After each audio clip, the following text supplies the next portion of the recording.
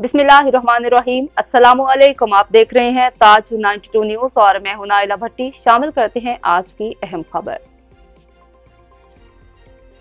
Sweden में शिद्दत पसंदों की जानिब से कुरान पाक की बेहुरमती के खिलाफ सजावल के मुख्तलिफ शहरों में तहरीक लब्बैक की जानिब से एहतजाजी मुजाहरा करके रैली निकाली गई।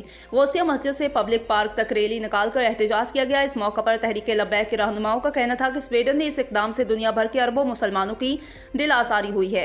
आज़ादी इजहार की आड़ में किसी के मजहबी जज्बात मजरूह करने की इजाज़त बिल्कुल नहीं होनी चाहिए। कोई भी मुसलमान कुरान करीम की बेहुरमती किसी सूरत बर्दाश्त नहीं कर सकता।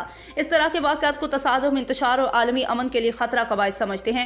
मुकर्रीन शिद्दत पसंदी का सद्देबाब आलमी जिम्मेदारी है। स्वीडन के शिद्दत पसंद ग्रोह की जितनी मुसम्मत की जाए कम है।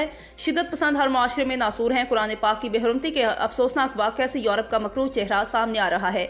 रिपोर्ट मुख्तियार अली खोखर।